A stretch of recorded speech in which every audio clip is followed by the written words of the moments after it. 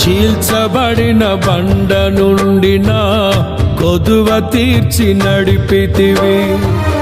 నిలువరమగు ఆత్మశక్తితో కొరతలేని ఫలములతో నన్ను నీ రాజ్యమునకు పాత్రుని చేయ ఏర్పరచుకొంటివి.